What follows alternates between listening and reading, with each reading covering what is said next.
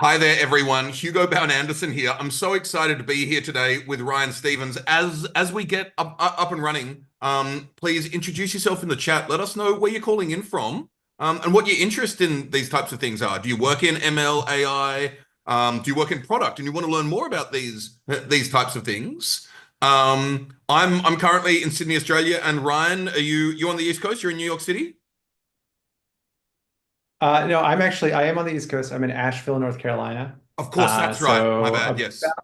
an hour flight from New York City, though. Yeah, and when we first spoke, I remembered I told you I accidentally stumbled upon Asheville one fine Friday evening when I was coming down from the Blue Ridge Parkway and had the best tacos of my life, I think. And it's a town or city in which this beard felt like a 5 o'clock shadow, at least when I was there as well. Um, but yeah, if you could introduce yourself in the chat, I'm just really excited. All the work you've done in ML at Ramp is super exciting to me and really progressive. The fact that you're the head of applied science, my background is in scientific research, and I'm very interested in how we think about, from a- academic science and economics import into business, right? Which is so important these days, particularly with your background at Meta as well. Um, to give people a sense of what we're doing here, we run these fireside chats to talk with leaders in the space about what's happening to hopefully help people in their practices. Out of Bounds runs these fireside chats, and Out of Bounds helps you build both ML and AI applications, including with generative AI, of course. And Out of Bounds works on infrastructure and productivity tools for data scientists, one of them being the open source Metaflow. I usually introduce Metaflow here, but so what I'll say is that it was built at Netflix by our colleagues, and open source then. But because, Ryan, you use Metaflow, I thought maybe you could give us your version of what Metaflow does for you. Yeah, okay, that sounds great. And we'll just kick it into an intro after that. But yeah, Yep. uh, so I work at RAM. Let me just kind of go in the spiel. Director of Applied Science. So let me talk a little bit about Metaflow there, and then we can go to my background. So yeah, Metaflow enables us to do ML training, batch prediction, sort of at large scale. It's a mixture of an orchestration tool and a compute engine, all Python native, that you can, vertically, horizontally scale to meet whatever workload you need. Um, all of our machine learning training currently runs through MLflow, through Metaflow. And like I was saying, also batch prediction. So you want to do prediction for, let's say, hundreds of thousands of entities, businesses, users at a single point in time. That all runs through Metaflow today. And it being Python native is clutch. We're a Python native company. Our backend, for the most part, is all Python. So it's very easy for any engineer at the company to sort of step into these flows, work seamlessly in them, deploy them. Yeah, it's a great tool. It's got us where we are today, and it'll keep us going from Awesome. here. Well, I really appreciate that intro because, as I said, I usually introduce Metaflow, and I wax lyrical about it, but everyone knows I have a stronger incentive to wax lyrical about it as well. And I love that you mentioned how it kind of allows you to interact with all parts of the stack vertically. And that's one thing I do want to just, for those who haven't heard of it, do check it out. I've linked to the repo, star it if it's of interest, because it definitely allows me as a data scientist who doesn't want to have to worry about Kubernetes clusters so much. It gives me access to all layers of the infrastructural stack. So it kind of, where we have a lot of point solutions, it cuts across the stack. And that's one of the reasons it's not necessarily that easy to talk about, right? But it gives me access to compute, orchestration, versioning, modeling, all the things. So I appreciate that. I just wanted to say we've got a bunch of super cool people here from Redmond. We've got a CTO from Auckland, New Zealand, of course. Toronto, a developer creating ML apps. Someone from Melbourne building RAG and agents. A dev advocate in the DevOps space. Software consultant.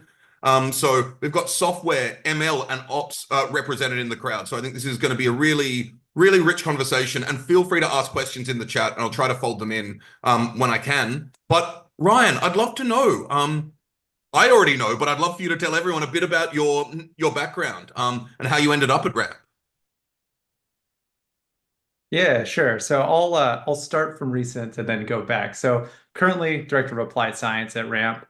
So we're currently spread across two teams, risk and growth. For those that don't know like what Ramp is, so we're a business to business expense management solution. Our motto is like we're here to save our customers time and money. But think about building automation tooling for things like expense report, account closing, paying your invoices all sort of natively in the application. We have a charge card, which is like a lending product. My team is responsible for building a lot of the ML models that help to do that safely and do that well to support our growth. We also build the ML models and algorithms on the growth team. We're a big sales-driven organization. And so we build a lot of the ML models to tell us like who's the right business that we should be going after, how should we be selling our product. So a lot of like cool things in that space.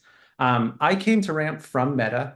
I worked with backend engineers there on their ads tech stack. So this is like the deep ML engineers. I was supporting them from a measurement and causal background. So I originally got a PhD in economics from NYU. My focus was actually on shrinkflation, uh, which is like things getting smaller, but prices staying the same.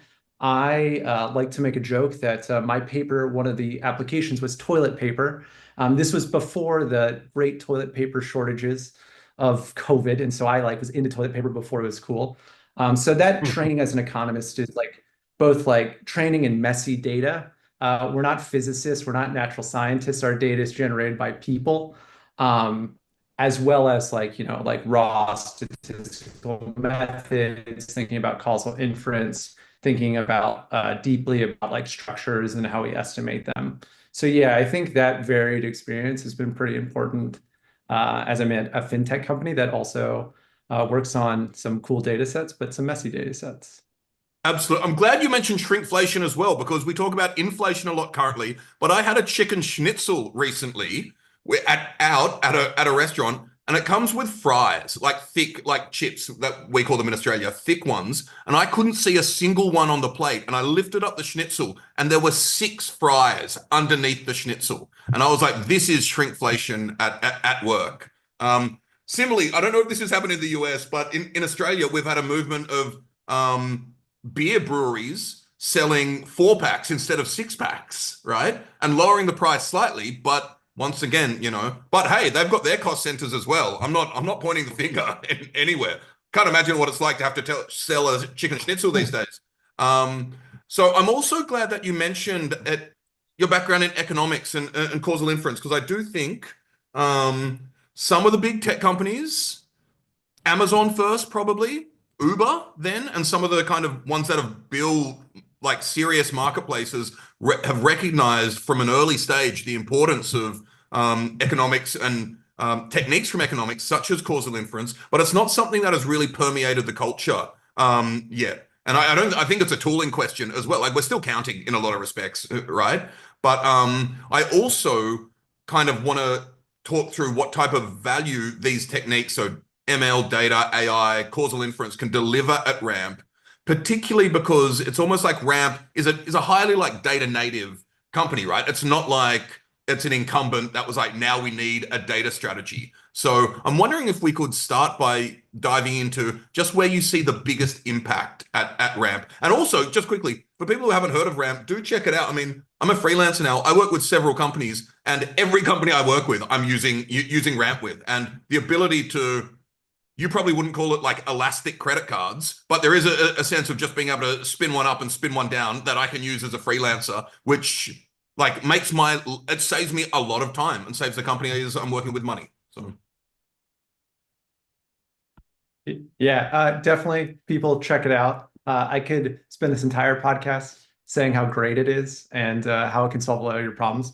But yeah, let me talk a little bit about the value that I think applied science and data provides at Ramp. And actually, I love your framing, by the way, of like ML and causal, because we can really split these two apart because I think they're two like parallel streams of impact that we drive. So on the ML side, we, like I sort of mentioned, we're embedded on the risk team. Ramp has a charge card. A charge card is fundamentally a lending product. We give floats for 30 days to companies, and then they pay us back at the end of that 30-day period. There's what's known as credit risk. There's a chance that companies won't pay us back. ML models are what allows us to determine the credit risk for every business that applies to us, as well as throughout the life cycle that they're on the company. So ML is making sure that we're lending safely and that we can also grow effectively throughout that. It's also sort of the key technology we use for things like fraud. So we are a card product. That's our main product. Everyone's had card fraud happen to that. This is real-time, big data, point of sale at swipe ML models being run. So this is like sub 400 millisecond latency budget you have to collect some data, make some features, make a decision. That's all like powered by ML. So it's like directly allowing us to keep our fraud and credit losses low and like grow effectively. Like the other area, just like natively embedded in the product, is you will see a lot of different AI and ML solutions when you're on ramps. Like one of the most impactful things that we have and one of those delightful experiences is we automatically code accounting categories for you on your expense report. So I'm sure everyone or most people have had to file an expense report, and then you get that horrible drop down of accounting categories, and you're just like, what are these? Like, why do I have to know this taxonomy? So that's powered. We automatically fill that out for you. We're very good at it. That's like core powered by like ML and AI technology, like a mix of LLMs and a mix of like pure like ML trained embeddings to sort of do that type of work. So we're also in the product providing like customer value. That's like the ML side. So there's like some classic classification stuff. There's some more new AI ML stuff mixed together. Now, the other area that I think outside of companies, it's not as intuitive is like metrics and analysis, which is actually like a core fundamental thing when you're thinking about business strategy. And that's actually where Causal really kind of comes into its own. So causal inference is not just about running A/B tests. I think when people hear causal inference, they automatically go to like A/B experimentation. We do a lot of that, and the data team does provide a lot of value and input in designing those things effectively. But where we really come into our own is observational data. Observational data is data that is not run an A/B test. It's just like data you collect. All right, everyone. I think I'm on the edge of my seat because I do think the techniques of econometrics are so important. Oh, he's back.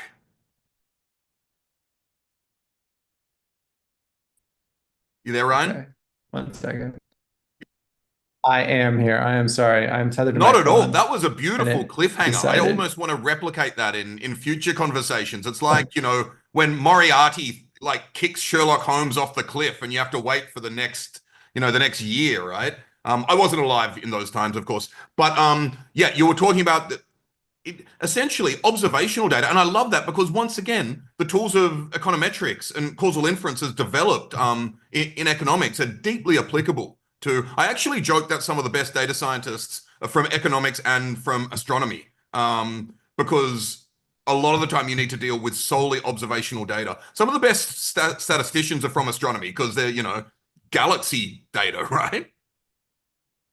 Yes, exactly. So observational data is inherently messy. It is inherently generated by a process that is not based in physical laws. It's hypothesis driven.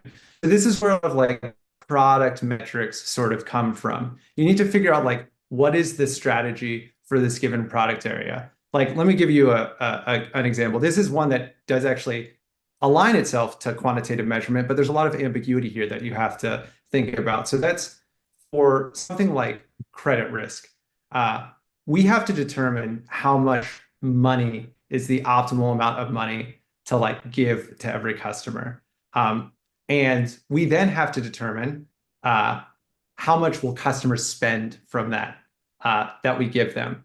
And so it is a profit optimization problem, but we can't just go and run experiments increase and decrease customers' limits. Like that's not good for our customers. That's also like not really an effective strategy. So you have to think about, okay, how do we actually draw a causal relationship from the data we have between the limits that we give and the spend that comes out? We use a lot of tools from economics to be able to think about that and to be able to identify those relationships effectively and then put them into like a singular profit equation that is the metric that we use to try to drive our credit risk strategy. So it's a blend of messy observational data, making some hypothesis, writing down a structural equation, estimating some key parameters in that, and using that to then define the kind of strategies that we want to take. And so that's like a unique skill set that like economists or maybe astronomers also like can bring to it. And you can apply that across any product area you're thinking about, even like in-app products and other things as well. Without a doubt. So I am interested, and this is one of the big things we're here for, is to talk about the machine learning lifecycle. And of course, I'm not talking about the machine learning model lifecycle. I'm talking about the machine learning system lifecycle, right? So yeah, how do you think about the lifecycle of machine learning products and machine learning systems at Ramp? Yeah, that's a great question. It's a broad question, so let's try to like take it in stride. Great. So the development life cycle is the first part. So this is getting yourself to having a model object, and its life cycle has like a few stages that are pretty well articulated. The first thing is data collection. Okay, so data collection is really two pieces of data are key for any model. You need some features. So I like to use card transaction fraud as a good example. What is a feature? A feature could be something allowing the count of transactions in the last 5 minutes on this card at this merchant. That might be a feature you're looking for. Maybe there's like a lot of transactions. Maybe that's like fairly risky. You get data, you make some features. The next thing, and this is like a really underappreciated thing, is you need to have a label for your model. It turns out actually defining if like a transaction is fraudulent, it's a little harder than you might think, but you define a label. So you collect some data, you have a feature, you have a label. Okay, now you need to do some offline development of some model. You train something in a notebook. You probably use sklearn for something tabular. You use Torch or something for something bigger. All right, you have that trained model. Now you need to deploy it. You deploy it into an online setting. And I think most online tutorials stop there. And I think that's like the wrong thing to think about. Because Yeah, and once to be that clear, model, actually, the online tutorials don't even start there. You've talked about data collection and figuring out labels and features. In online tutorials, these are usually just given to you as well. yeah, I mean, that's exactly a great point. Usually data is very clean in online tutorials. There is no ambiguity about what the right label is. I can go, we can talk a little bit more about that, but I have some good like war stories about how actually like label definition was the hardest job that Without a had doubt. to be accomplished, and like feature engineering was like what was secondary. So yeah, then you have a model object online. And that's actually, I think, where the real hard work begins, because you need to monitor that thing. And monitoring, there are a lot of tools out there, but I would say like you try to look up how to monitor an ML model, you're gonna get about 50 different answers. You need to be able to monitor from like an application performance standpoint, like is it doing the things you expect? Is it hitting the business metrics you want? And then kind of the next thing is how do I improve this thing? How do I then take what I have in production, develop something else, stick it alongside it, and try to like horse race these two things. So that's really the development lifecycle. Collect some data, train some models offline, do offline development, put it online, do some measurement, figure out if that thing's performing well. If it's not, repeat that cycle all over again. I love it. And so I'd like to drill down into a couple of parts of that.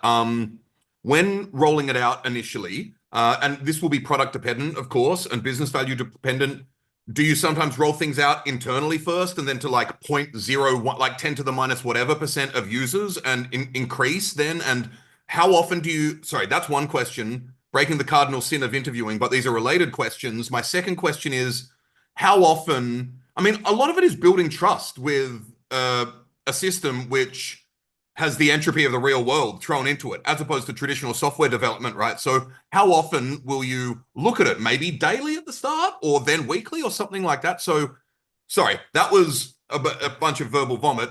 How do you roll it out? And then how often do you have to, what's the cadence of keeping an eye on it? Yeah, yeah. No, I can handle two questions at once. Of course. I I can. an economist by training, you're also used to being peppered in seminars. If you ever want to see what like an inquisition was, you just go sit in a seminar and watch Amazing. the presenter get peppered by the academics. Yeah, so in terms of rollout, this is actually a great question about how to do rollout safely. And I actually think it's pretty like you have to be honest about what stage your organization is at. Um, and I say that because canary rollouts, which are basically describing like go 0.1%, go 1%, 50%, 100%, that is like the gold standard. That is actually a pretty hard thing Mm. to like do. And most organizations aren't at the technical capability, especially early on, like zero, like 0 to 1 early stage, or even ones that aren't like tech savvy to do what we actually we do canary rollouts. We do the 0.1, 1%, all of that stuff. But before we do that, one of the things we're very big on, and I think is more important, is shadowing. So we have separate threads, async background tasks that run. They don't need to execute at the same speed as something running in production. So card transaction is a great example. That model needs to run 400 milliseconds or less. We want to test other models, but we can't test that in line of swipe. It'll kill the process. It'll make it too slow. So we have like a shadowing framework that does this thing in the background, async. We actually think that, or I personally think that that's the most important thing because you can run that for however long you want. Yeah. You're not trying to collect metrics. You don't impact customers. And so we have like a robust shadowing framework now. And we shadow things for however long we think we need. And then we have logs and we compare directly to both our online systems and the offline like development environment that we've used to make sure things aren't looking crazy. And we build all of our logging or all of our monitoring on Shadow, and the Shadow logs are this production log, so you can just like swap over your monitors for that. But yeah, once it's Shadow, then yeah, a very slow rollout, 1%, 1%, 50%. And then we also have concepts of like, these are VIP customers, so we'll put them in last. We want to make sure they have like the best experience. So there's other like considerations that one should have when you do these types of rollouts. Yeah, does that answer, you think, your Yeah. first Yeah. question? Answers it fantastically. Sorry, so yeah,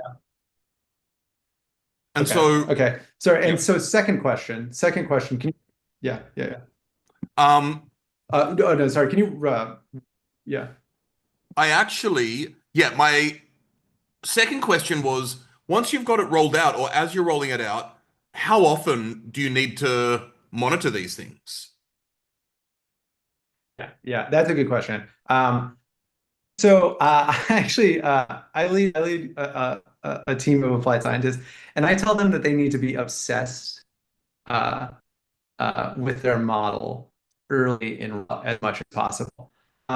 Sort of why do I say that? I have seen on multiple occasions models fail early on, but you learn very quickly where it fails. You retrain something after the first few weeks, and then you get something better out there on the second iteration that like blows that first model out of the water. You'll see the edge cases, both from like a system performance standpoint, but also just from a this feature value is not what I expected offline. The performance isn't as good as I had seen in my back tests. And so like when you're first launching this thing, especially once you do it to prod, once you've done that canary, you should be checking it every day. You should be checking rows of data. You should be understanding every time it does something that is unexpected. And you should expect that you're going to iterate on that first model, like on that first thing you've launched. Now, after that, you should have automated alerting in place. You should not have to check it every day. You should have the system in place to tell you if there's large changes in metrics. That's like your feature distribution has changed, your output distribution has changed, or there's like large changes in your business metrics. Now, business metrics tend to be lagging. So card transaction fraud, let me just go back to that example. It actually takes a while for you to realize that a given transaction was fraud. Someone has to report it, someone has to dispute it. There's like a lag there. So business metrics are already slow, but you should never launch something into production that requires a human to look at a dashboard to know something is fundamentally wrong. Mm. So there should be like alerting in place for that. And then there should be like a review cycle that you've set up quarterly, monthly, that is responsible for like reporting out the business metrics, those lagging indicators, those things that move slow. Like a dirty secret of this is just time series anomaly detection is all this process is of plotting a chart, a line, and then being like, has it moved weirdly? Is like drift is very hard to detect. So Yeah. your business metrics, like your model might get slowly worse over time. And so that's why you need to also have like an organizational process in place that like every month we'll review this, we'll give like a check, things look good, they won't look good. Yeah. That makes a lot of sense. And it actually speaks, I'm glad you mentioned tying it to, even though they're lagging business metrics, because I'm doing a lot of work in information retrieval and LLM powered app building at the moment, and tying kind of the pipeline of what you're doing there through to, and you do like micro LLM call and OCR based evaluations, right? But tying that to the final business metric and seeing, perhaps the OCR in me reading a PDF is actually, and it turns out it is, gives me far more lift if I improve that on the final business metric than tweaking, switching out GPT 3.5 for 4.0 or whatever it is, right?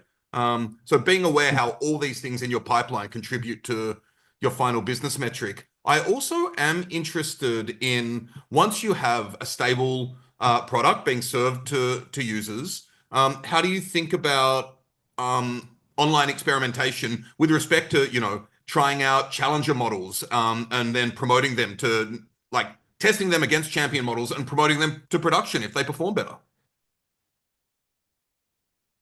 Yeah, that's a good question. So the there's like a few components one needs for good online experimentation. The first thing is like not to waste resources is you really need to make sure that you're offline. I'm gonna like pivot. I'm gonna go. I promise I'll return to the experimentation question. I love it. But you need to make sure your offline development environments. That means the things that are computing your features match.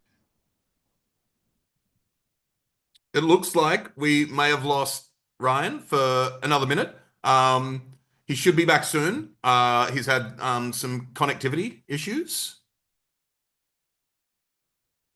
Um, Here he is. one second. I think every time I'm getting a text right now, it's killing. I'm tethered right now, so apologies to folks listening. Not at all. Not at all. It isn't your fault that You your can hear me internet good? went down. I don't think, unless you took to the cable with an axe. But Yeah, yeah, yeah. Yeah, so the first thing before you like do some big online experiments is you need to make sure that you have good offline development environments, and offline online skew is like your most important problem. So you will waste a lot of resources. And we have learned this lesson of like you have offline development pipelines. You have features that are computed a certain way, and they don't replicate online. So card transaction fraud, another good example. It's like the speed with which features need to get calculated may not be possible in that 400 millisecond budget. And so you might just get a lot of null values. But there's also a lot of other things that data mutates over time. And so if your data is mutated in the logs that you're looking at, offline data might not appear the same as it does online. Now, let's say that's fine. There's no offline online skew and you're running experiments. The key to good online experimentation, first and foremost, is I'm an economist by training, is metric alignment. I have seen countless examples where run some beautiful experiments, very good A/B tests. Things are split as they should be. Randomization works perfectly. Then you get to the analysis phase, and it turns out that like stakeholders, your team, you go through 30 metrics. There's like disagreement about what's the most important. And ultimately like things lag and you don't get the alignment you need. So actually, I think like one of the most important things is like be clear on what metrics you care about, be clear on like what your guardrails are, align upfront, figure out the segments, do analysis offline to make sure that like these things make sense, they're measurable. But then yeah, once they go online, you have alignment. I am of the view that like uh always be clear about what hypothesis you're wanting to test. It could just be business performance improvement. It could be latency problems. But be clear about that, be hypothesis driven, and then go from there. You're such an economist, Ryan. I love it. Um, I am interested in stepping back a bit and thinking about the journey of how you got to where you are at Ramp. But before that, I would love to know how data scientists and infrastructure people and software engineers interact, and maybe even product people and UX people. But I am interested, there are lots of different ways of operating. You can build models in notebooks and throw them over the fence. And that can work in a variety of contexts, not so great in others. So I'm just wondering how you approach kind of these more organizational challenges, but it comes down to technical skills for a variety of different personas in the org as well.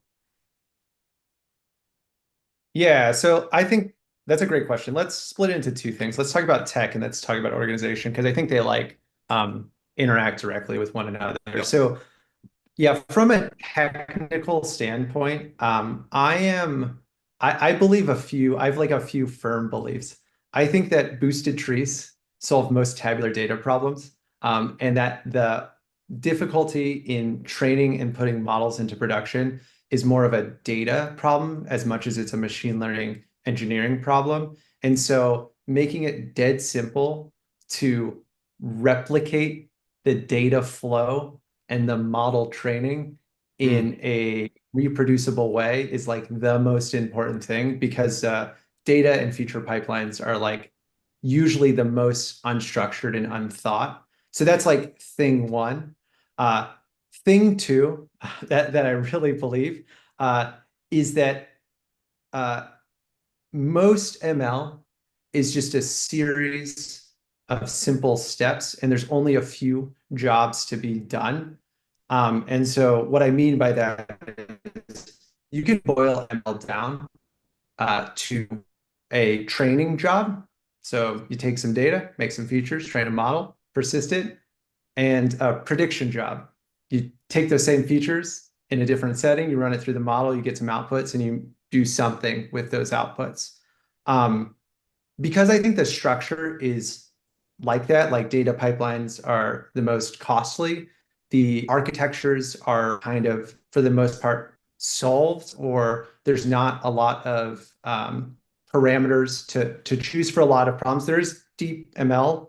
That's like a whole different thing. But let's say like 90% of business problems are of that flavor. And also, there's only a few jobs to be done. What we've done is we've built a system, a config-based interface that is a standardized way to do ML, this type of ML at Ramp, that every developer onboards onto.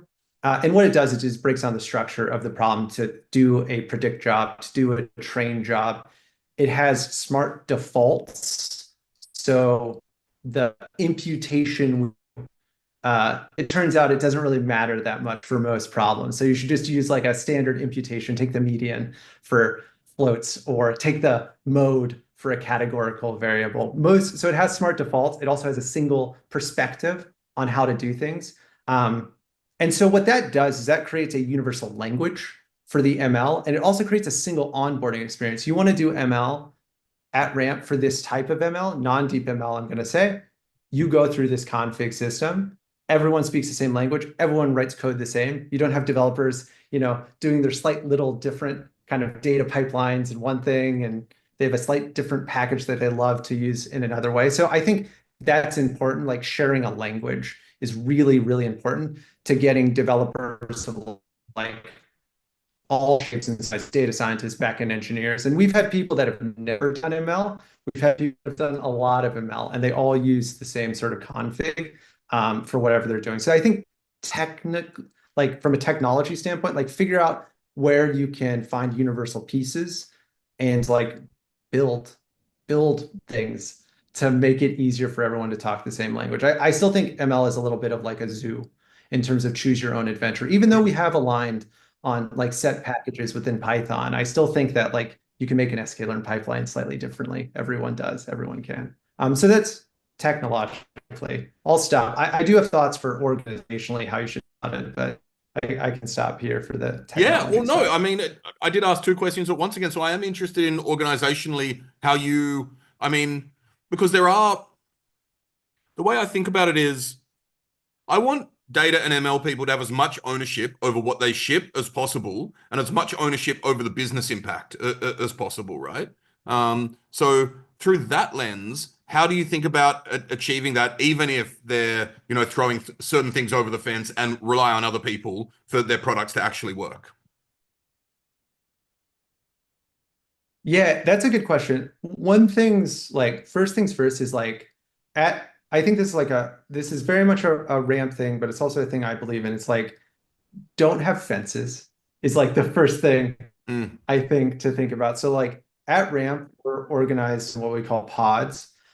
So pods consist of product engineering. These are like pure back engineers if like you have a service that you own, data, and all singular team vertically integrated. So you are all doing credit risk, or you're all doing fraud, or you're all doing like a specific part of the growth funnel or a specific product. You're all in the same place. And the key there is you're all focused on the same business metrics. You're swimming towards the same thing.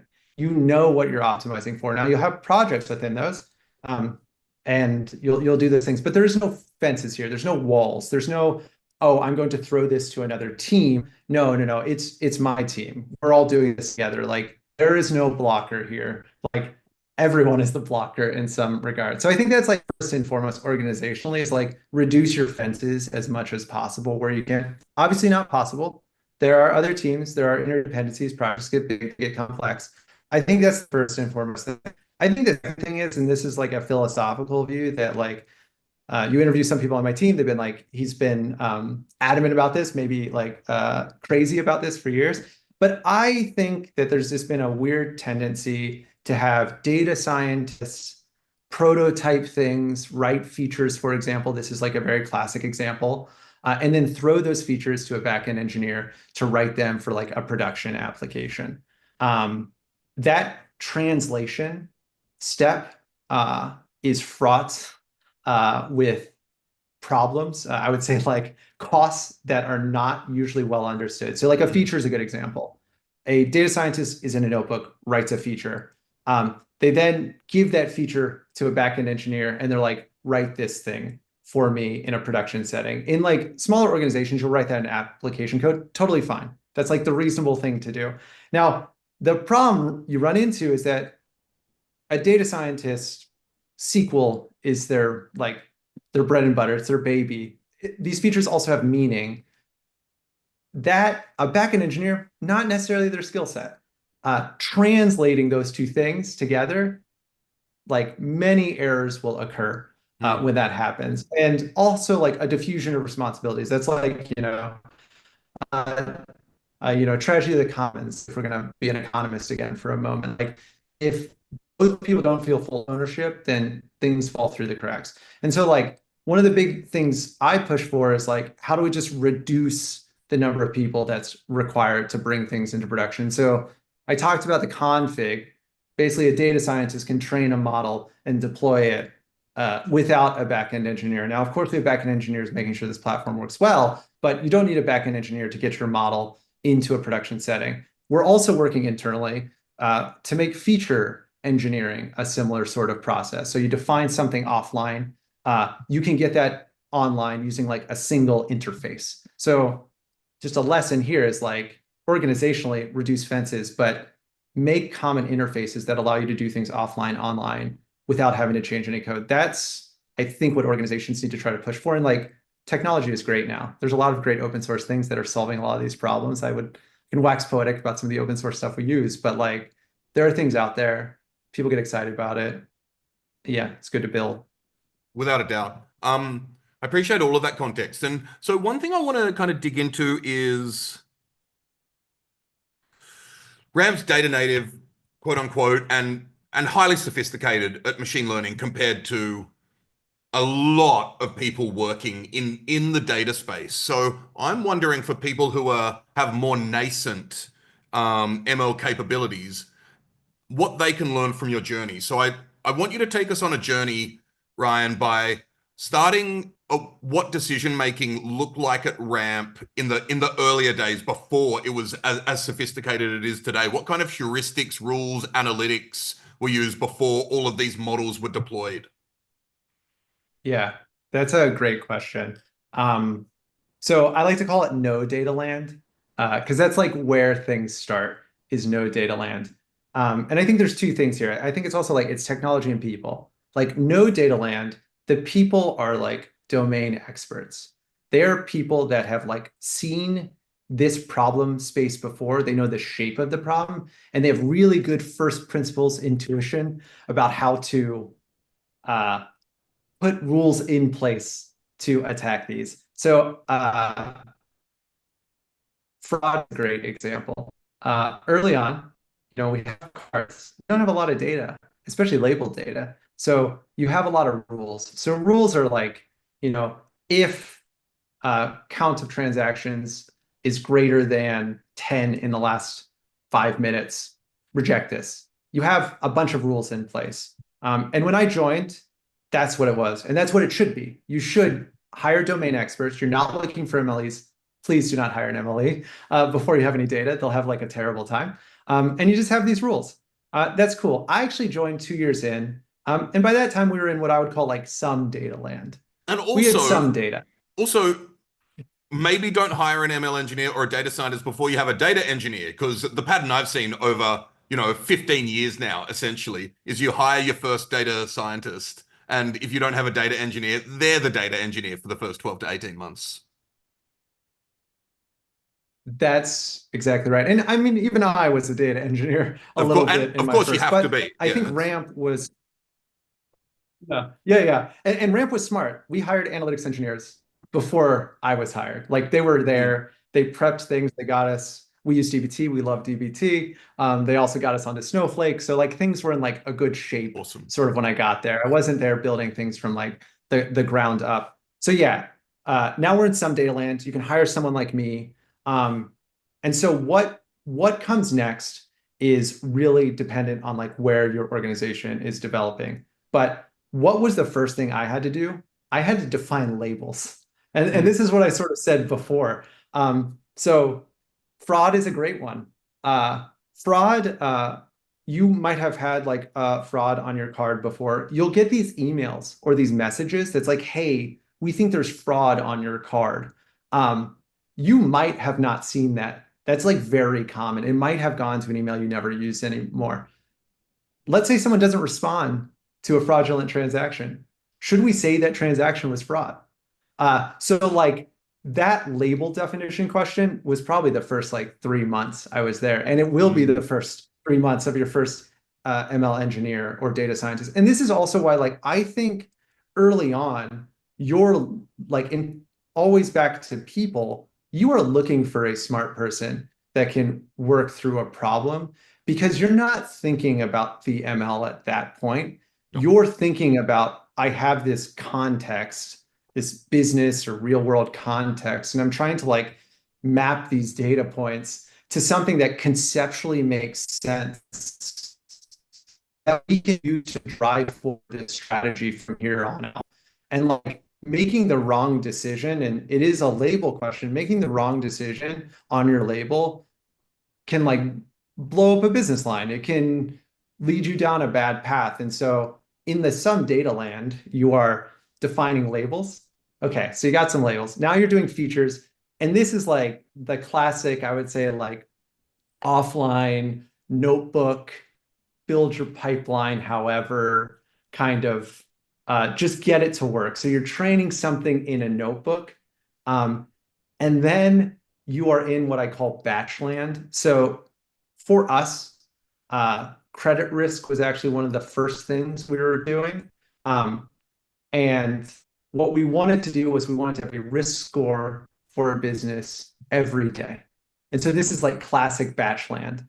So you'll have maybe a notebook that you scheduled and you've orchestrated to run every day. We actually were on Metaflow at this point. So we had an Airflow job that orchestrated our Metaflow runs. And so that's batch land. So now you're having something that is computing in batch. Okay. After this, you're now in like more data land or like good data land. And this is when you start to think about, okay, we have more than one model. We need to start thinking about things like where do we store our models? How do we get features in a little bit smarter of a pattern? We'll also have a real-time use case. We didn't have a real-time use case for the first year I was there. Once things go into real time, then you need to start thinking about we have to compute these things in real time, and they need to be the same as those notebook environments that you have people working in.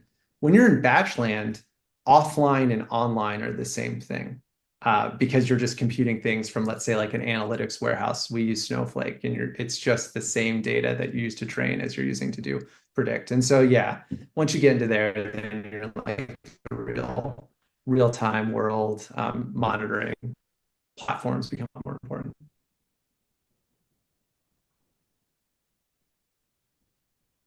Cool. And I'm wondering, in the journey from deploying the first ML model at Ramp to where you are today, what was some of the biggest technical and organizational shifts you had along the way?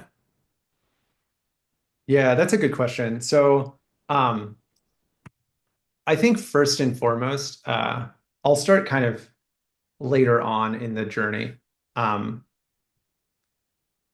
you get really excited early on. You train a bunch of ML models. Uh, then you might have a little bit of turnover. Okay. You might have like someone leave, and then someone needs to inherit that new model. Uh, I think everyone in ML has had this like experience before, this pain. Um, where the heck did this thing come from? Mm. It's like one of the most impactful experiences you have. So there's like just a model object sitting somewhere. There's some features that are somehow getting into it. I have no idea like how this person built it, like what analysis they did, what's the initial pipeline, all of those sorts of things. Um, Very painful. So I talked about like this config that we've built. That was part of it. I needed to know auditability. I needed to know where this model came from. I needed to know the data that went into it. So yeah, we solved that. I think that's like thing one. I think thing two, and this is just like a constant problem is uh, developers, we love velocity. That is what you should be gearing for, especially in a startup. But with velocity comes like developers doing things slightly different ways. And the area that is like really painful from a maintenance perspective is logging. So developers might log data slightly differently. Um, and why is that a problem? Because every piece of ML in code is tech debt, and it is data tech debt. And so if you don't have standardized logging, um, creating monitoring on top of that basically is the requirement of every single developer you've had. And monitoring is very hard. Monitoring is just a time series anomaly detection problem. I mentioned that earlier. That is a very difficult conceptual problem, and that's a very difficult like theoretical problem. Mm. So I think those are like so like not having like standardized logs meant that everyone kind of built monitors themselves. And it just like was up to the developer and their skill set and their time to make sure everything had the right monitoring, everything had the right alerting, there's good dashboards behind it. And so like that's one of the biggest pushes this year is how do we standardize all of that to basically spin up with the models themselves. Super cool. We're gonna have to wrap up soon, unfortunately. I feel like we could talk for hours about, I'm certain we could actually. I'm wondering, so this journey has been so interesting to hear about. I'm wondering, we both work in ML, so I'm gonna ask you for an active prediction. Just wondering, looking ahead, how you think applied science and ML in fintech will evolve over the next, I don't know, 2 and 5 years or something like that. Yeah, good question. So uh, one interesting thing that I'm sure you've experienced, in fact, you already mentioned it, is OCR or the ability for a machine to understand a document, a browser, interact with those things, the cost of that has gone down immensely in like just the last year, but in like the last 3 to 5 years. So it's sort of an interesting like truth of financial technology was that like with that Europe is ahead. Europe has open banking. For those that don't know, open banking is like a protocol or like a set of standards that mean that APIs are a lot easier to work with between financial institutions in Europe. And so that's why you can send money instantly in Europe between bank accounts, and why in the US you can't. Our banking backend systems are a lot more fragmented. We don't have that sort of standard. And so the like theory was like you have to have APIs talk to each other in order for you to build like financial technology or to build tools for financial technology. But the super interesting thing now is you have agents that can interact with browsers. You can also download documents from those browsers.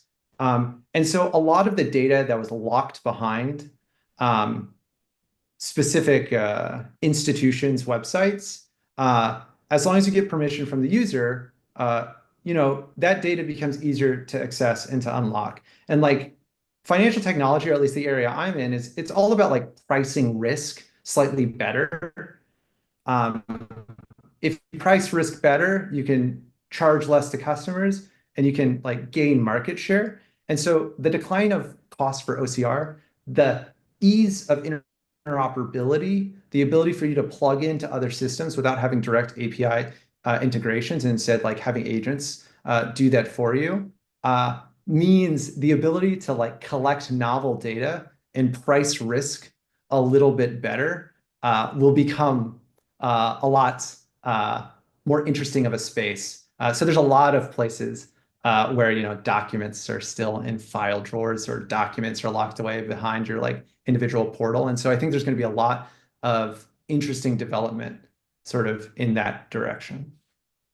Totally. And I do want to say we've actually got a comment, which is from Noble Ackerson. Great name. Very refreshing to hear practitioners talk ML again, which I really like, because a lot of the conversation is around AI. And I'm glad you mentioned summarization as well, because a pattern I've seen time and time again is people use like very state-of-the-art foundation models as benchmarks for their summarization, but then they go back to like classic like BERT and even modern BERT now and these types of things to classic NLP models, which are highly performant, where you can get GPT 4.0 level performance, particularly if you do some fine-tuning based on your own use cases again. So once again, going back to the all mini V6 embedding model that like can do 300 word tokens or whatever it is, that's a boss move, and it will save your company money and probably improve latency for a lot of your use cases as well.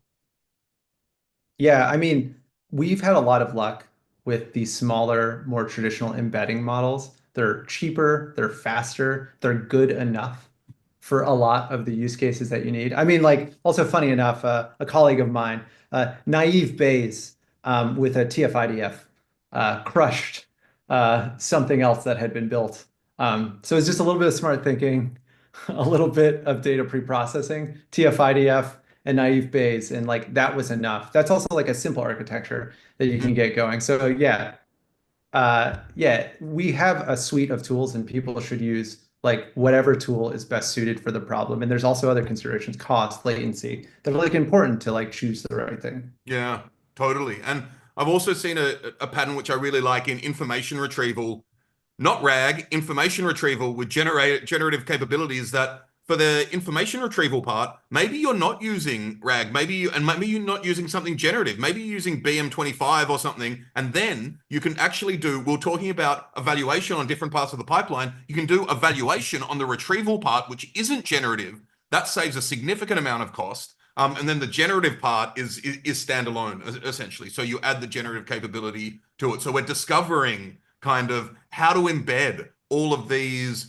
incredible generative capabilities that are also relatively dangerous in terms of both hallucination and forgetting. We shouldn't forget about the forgetting, to be honest, but embedding them with tests, with guardrails, with strictly within business logic, in order to give the generative capability, but maybe not try to get information out of its weights or some documents, for example.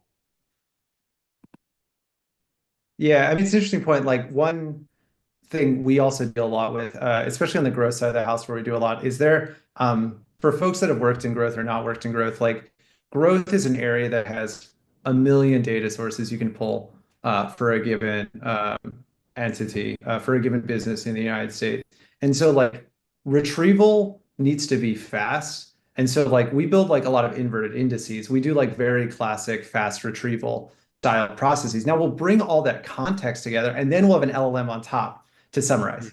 And that's where like things like that's where you get the best of both worlds. Like, because you do want the retrieval to at least not go crazy and you want it to be fast and you want to get like somewhat relevant things. So like inverted indices, some like really smart ways of doing that retrieval fast, or even like two tower networks if you want to get a little more crazy. But then yeah, then the LLM to help summarize, to help put that in front of like a salesperson or in front of an operator or things like that. So a marrying of techniques is usually like the best way to sort of unlock value here. Without a doubt. I'm glad you mentioned two tower networks. I'll share a link later, or you can look on our Out of Bounds Metaflow tutorials. We've got one, which is with Jacopo Tagliabue, who, with NVIDIA as well, actually building two tower networks for XS using Metaflow. I'm also glad you mentioned it because everyone, well, not now, but everyone in the past year has been like RAG in the past 18 months. And the truth is, a lot of RAG is kind of Rexis in disguise as well, right? With a sexier generative capability. The other thing,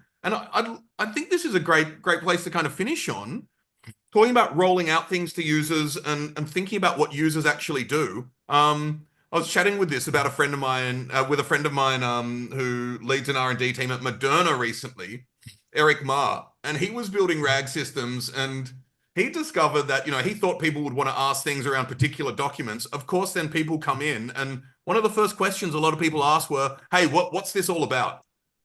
Right? And if you're doing RAG, that's one of the things RAG will perform horribly on, right? Because you try to match that using cosine similarity or whatever, and it's not going to give you anything. So how do you think about almost preempting what users do and then rolling it out to them and quickly iterating on what they actually do?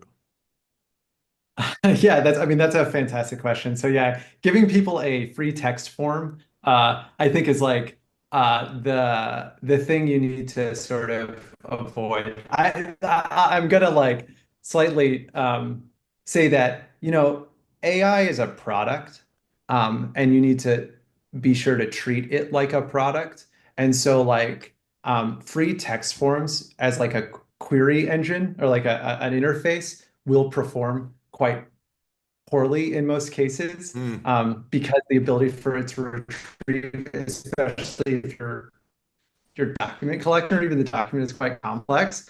And so yeah, we're just very thoughtful about what the specific application sort of needs. And also like back to, I want to say like my economics training, be very honest with yourself about what information is contained within this thing and what are the set of actual questions that could plausibly be answered by a machine that was like as smart as you about this document. Like even a summarization question for like a document at a place like Moderna, it would be like, this needs to be a PhD level chemist who also happens to be an expert in this field. And so you just have to ask yourself, like, okay, if that's the kind of person that needs to look through this document, we need to reduce the scope of the problem and reduce the scope of search over this document. And what we allow them to search needs to be like very, very restricted. It needs to have like an opinion about the path that someone needs to go along. So like some things we do is like we give, for document retrieval, we will ask people, it will be free form, but then we'll give them like a few documents and be like, what's the most relevant here? And like maybe they select one, and then we go find another document and say, okay, these are those that are relevant to that one.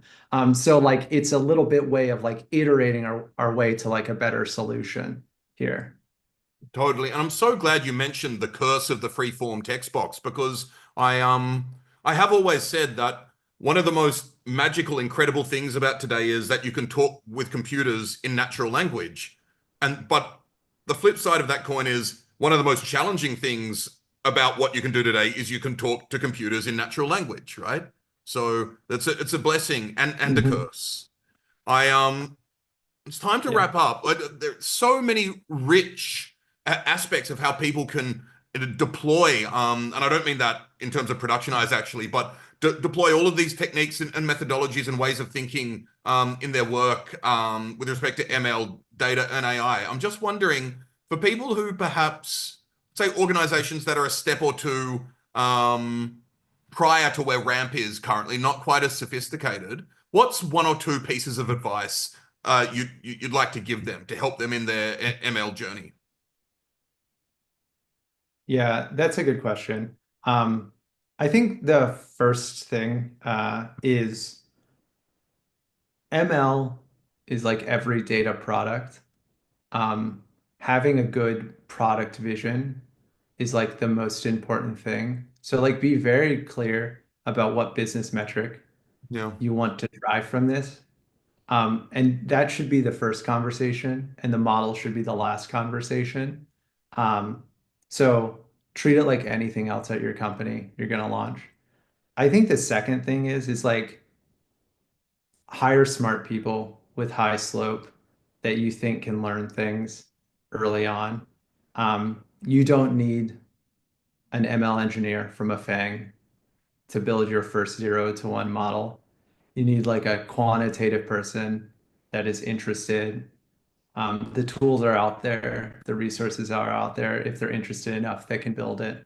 And so, yeah, you don't need the best talent in the world. You can just hire a person, put some trust and some faith in them, and yeah, you can get things out there with yeah, time. absolutely. I think other aspects in terms of hiring are just people who are curious and driven and who want to kind of constantly be learning as well, particularly now as things are evolving so quickly in the space. I love the idea of before doing anything, really trying to figure out what business metric you're trying to drive. I do wonder if there's an argument that you can do this with error bars and variance, I think, initially, but is there an argument you don't quite know exactly what you're going to drive until you launch it as well? I think for the most part, like data, uh, there could be an argument that you will learn along the way. Mm, That like, oh, I think that's very true. I think there's two separate ones. That is true for like automated experiences that you build in app. um, you will certainly be like, we had the belief that this was like an important thing for a user. They would love to use this. Maybe they didn't use it at all. mm, Or you had a belief that like this automation would cause them to do X, but they turned out to do Y. Y is okay. I think mm, that's definitely true for building like automated systems. Like I mentioned accounting coding. It could have turned out like we've all had these friction-filled experiences. It could have turned out that like it wasn't that much. It didn't matter. There are other things that were like more important. So you certainly will learn something. I think that like that's definitely true for in-app like automation that you build or like automated systems you build. But I think that the kernel of the truth there is like you need to know what success looks like to determine whether or not you're done, yep. like with the first thing. And then you need to know what success looks like so that you can keep climbing up the hill. I think that the problem that a lot of people have is that ML is a lot like product development in that it's iterative. Mm, But there's like sometimes a tendency to treat it like a ship. Like we've shipped it, it's done, it's out there. And so if you don't know what success looks like, you're not going to know what the peak of this mountain you're climbing looks like. And so you're going to have shipped something. And then you're like, I have no idea. Is it good? Is it bad? And someone says it's bad. If you've not been like, no, this is what good looks like. We've hit good. And then here's what perfect looks like. And we know how to iterate and we know how to go there and we've like treated it like that problem. I've seen a lot of projects fail because you ship a thing, an ML model, it does something, but you can't really communicate value Yeah. to other people. And if you can't communicate value to other people, you also don't know the value yourself. So how are you going to iterate on that thing?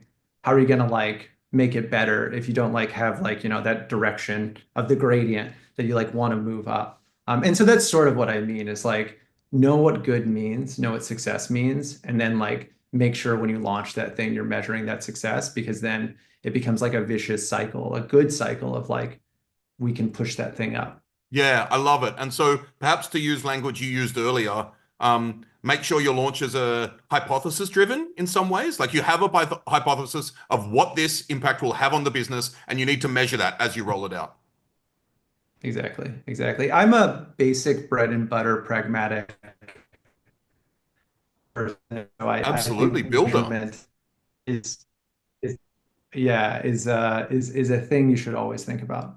Super cool. Well, look, we've still got 50 people watching, which is incredible. Thank you all for sticking around. Please do check out Ramp if you haven't checked them out before. Check out Metaflow and Out of Bounds if these types of tools are of interest to you. Ryan Stevens, you're Ryan Stevens on LinkedIn. If viewers want to connect and keep up to date with what you're up to.